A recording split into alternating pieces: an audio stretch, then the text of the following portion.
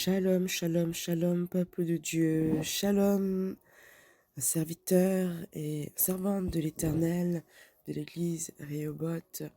Que Dieu vous bénisse et qu'en ce jour de grâce, en ce jour de gloire, que l'Éternel se souvienne de chacun d'entre nous. Nous rentrons ce jour dans le pain quotidien du mercredi 10 juillet 2024. Je suis bien le pasteur Versiane. Et aujourd'hui, nous sommes sous le thème du mois « Viser l'excellence ». Le thème de la semaine, c'est « Servir un Dieu excellent ». Et le thème du jour, « Boire la coupe ». Et nous allons rentrer sur le thème de la méditation de Matthieu 20, 22, qui déclare, Matthieu 20, 22, nous allons lire la parole au nom puissant du Seigneur Jésus. Jésus répondit, « Vous ne savez ce que vous demandez. Pouvez-vous boire la coupe que je dois boire? Nous le boirons, dirent-ils. » Amen. Si nous remontons un peu plus haut, bien-aimés, nous pourrons ainsi comprendre pourquoi cette question et qui est-ce qui a posé cette question. Alléluia. À partir du verset 20, alors la mère des fils de Zébédée s'approcha de lui avec ses fils, se prosternèrent et lui demanda quelque chose. Et il lui dit, « Que veux-tu » Elle lui dit, « Ordonne que ceux-ci, mes deux fils, soient assis l'un à ta droite et l'autre à ta gauche dans ton royaume. » Mais Jésus répondit, « Vous ne savez ce que vous demandez.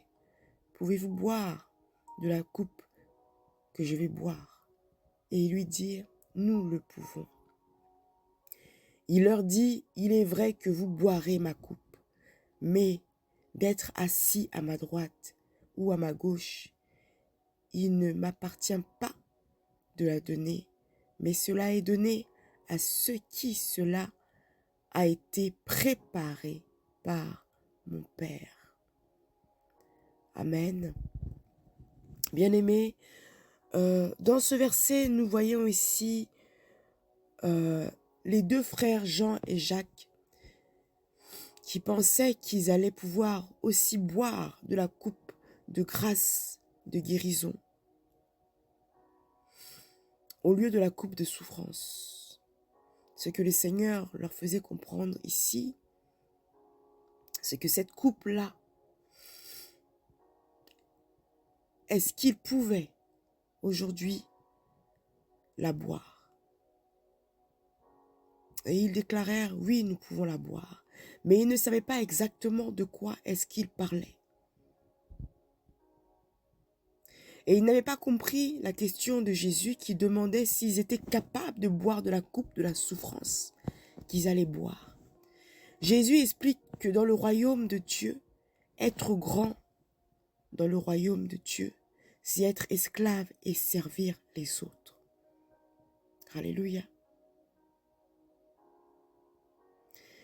Et nous comprenons, bien aimés, dans la vie de tous les jours aujourd'hui, certaines fois nous voulons avoir certains statuts, nous voulons faire comme d'autres, alléluia, devenir grand assez rapidement, atteindre des niveaux, des hauteurs, mais nous ne connaissons pas le prix à payer et nous ne connaissons pas le sacrifice qui a été fait derrière, le sacrifice qui coûtera à faire. Alléluia.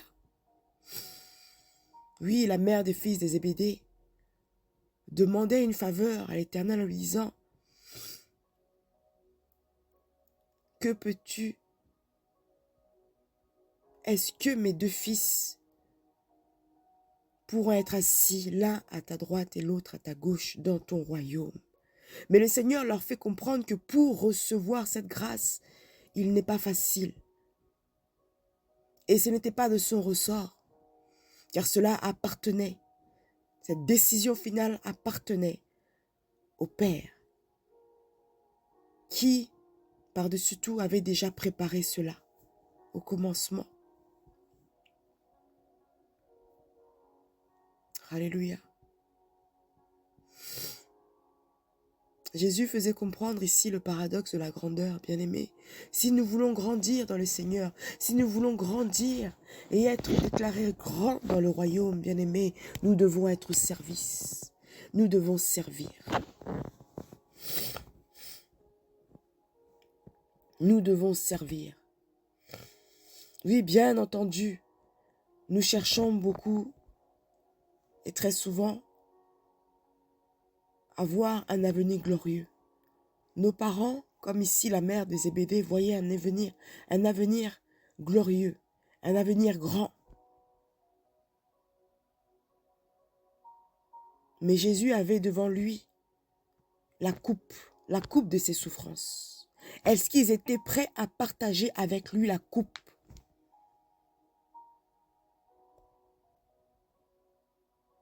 Alléluia. Cette coupe bien-aimée représentait particulièrement la souffrance que le Seigneur Jésus aurait dû et a enduré sur la croix.